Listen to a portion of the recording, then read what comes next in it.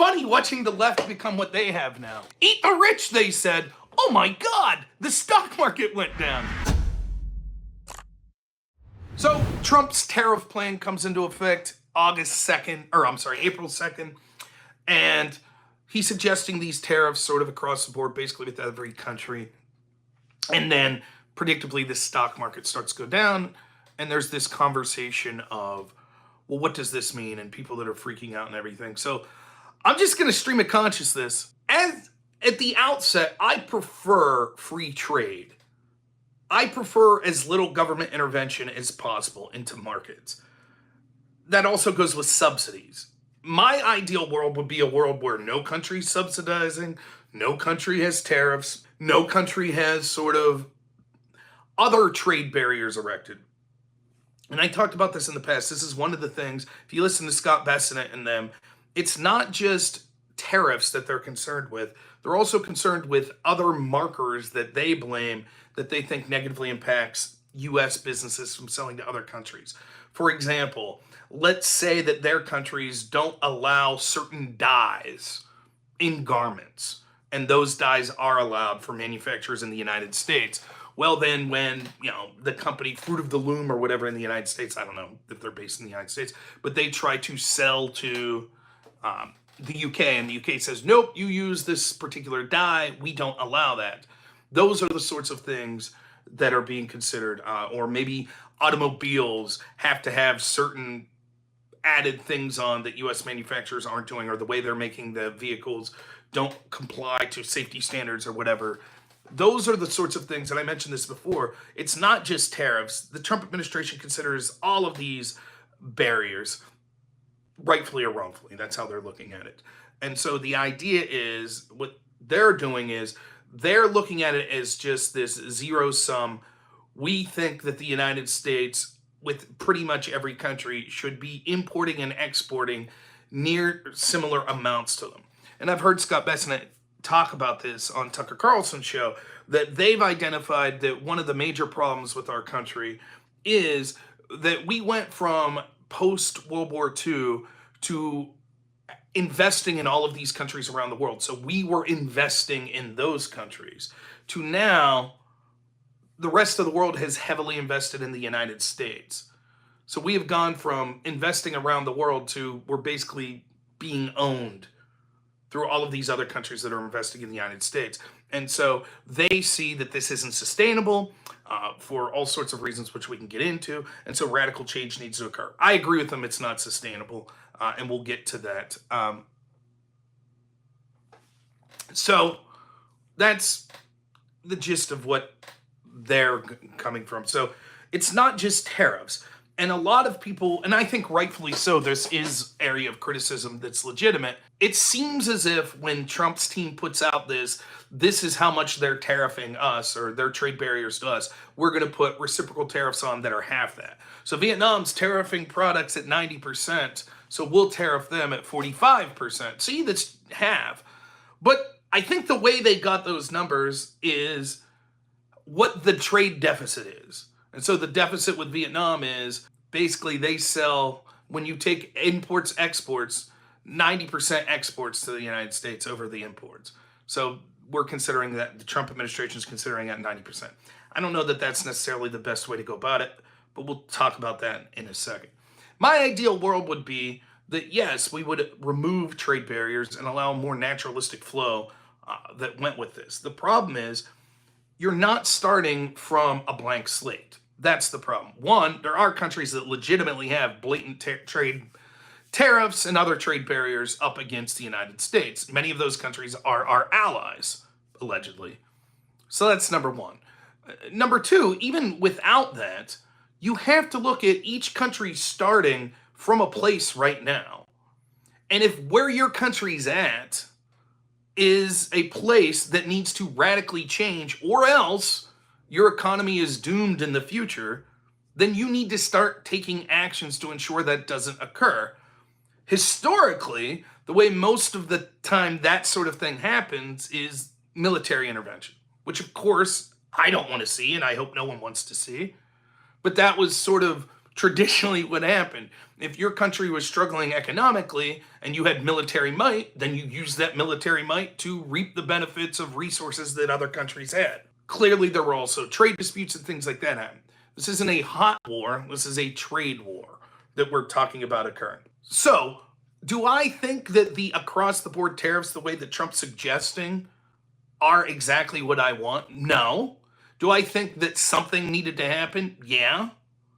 I think that what we saw was what we had with the status quo was unsustainable. I also think that a lot of what's occurring is, like I said previously, I had criticisms with the specific fentanyl tariffs on Canada and Mexico. And my specific criticism there was, what are the sort of bright line that you're looking for? It's very similar to what I've talked about with the deportations of certain peoples. Like, let's just, like, if Trump's team came out and said, this is exactly what we're looking for from Canada. Here's what they need to do. They need to curb fentanyl getting into the United States by 40%. Or they need to start having policies that we think would meet, this threshold. But it's just sort of vague, like, they need to cooperate on fentanyl. But what does that really mean?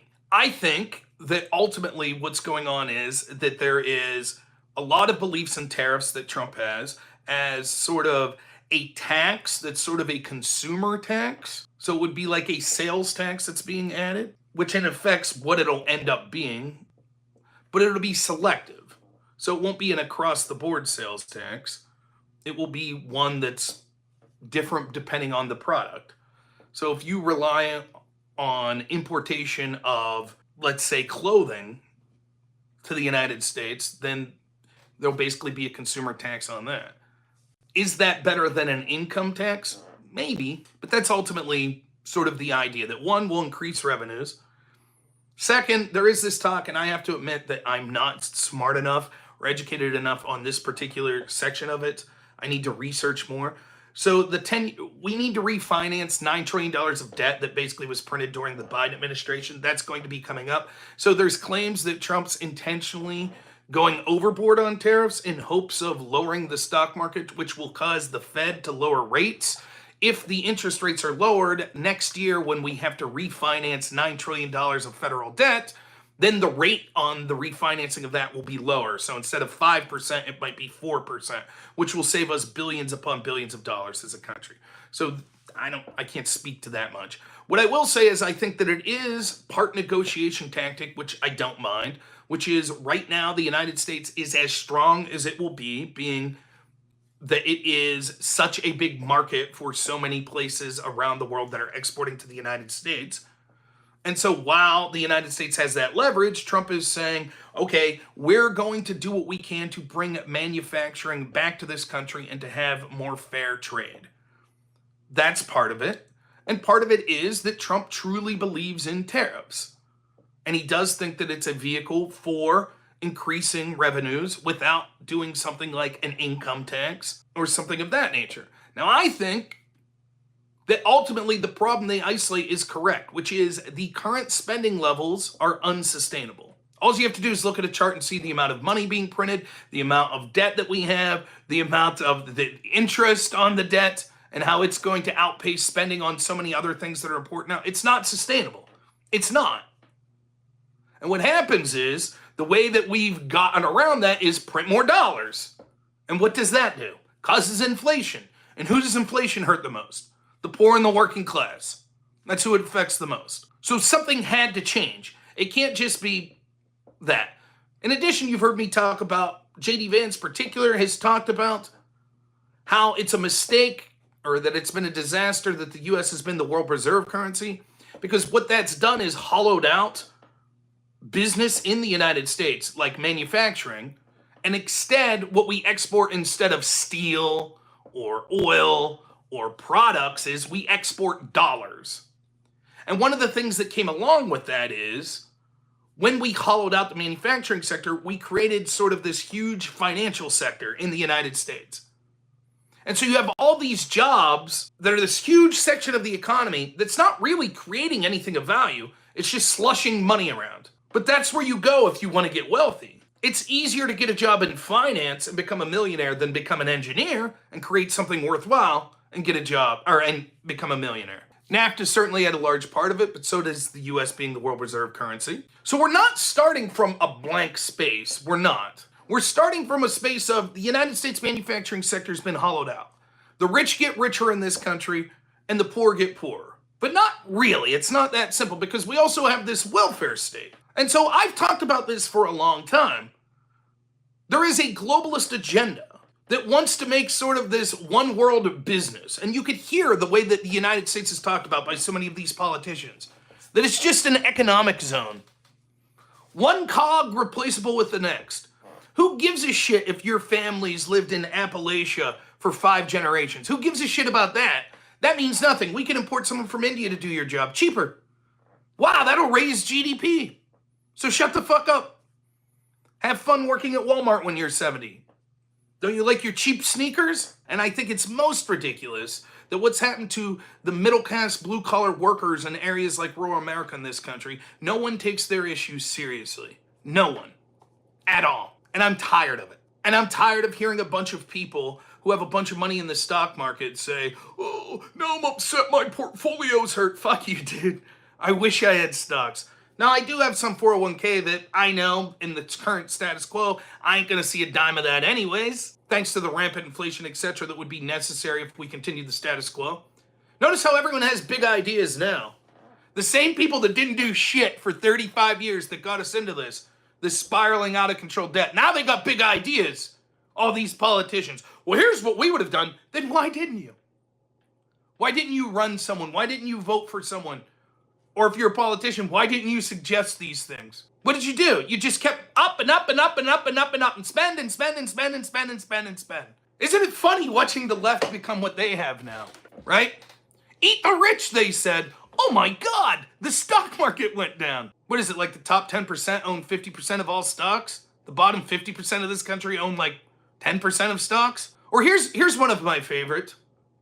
You know, tariffs, it's not going to be the businesses that pay that. That'll trickle down to the consumer. Right, now do tax the billionaires? 94% owned by the top 10%. Isn't that the same argument? Well, if you tax Bill Gates, he'll, 50% more, he'll just pass that on to the consumers. That's right, the stock market was artificially propped up by government spending, etc. It was going to collapse anyways. Now, it may collapse much further. I'm going to tell you this. I don't know that Trump's strategy will work. Trump's strategy may make things worse. Even though I'm advocating for people in rural America, I don't want to see, despite what I was saying to Jake there, yelling, being frustrated, I don't want to see other Americans suffer. Now, any economic policy is going to have winners and losers.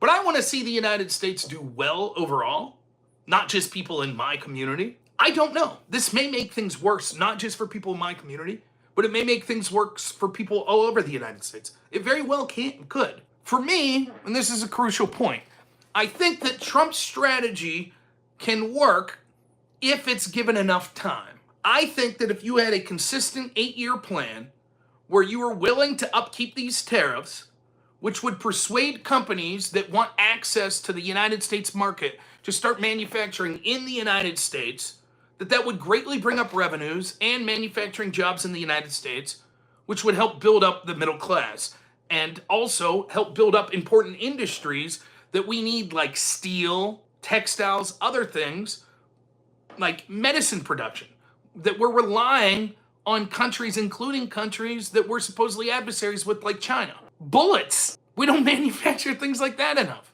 But here's why, ultimately, I think Trump's plan will not succeed. Trump doesn't have 8 years, and the rest of the world knows the truth. That despite the fact that Trump may have won the popular vote and won the election, even the majority of the politicians in his party will not want a departure from the status quo.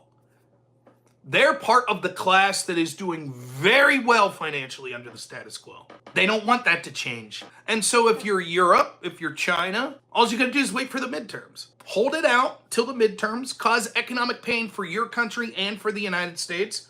Trump will lose the midterms. Then you'll have enough Democrats that will be able to use legislation enough to hamper him. And it'll look like you caused all of this short-term pain and there was no payoff at the end.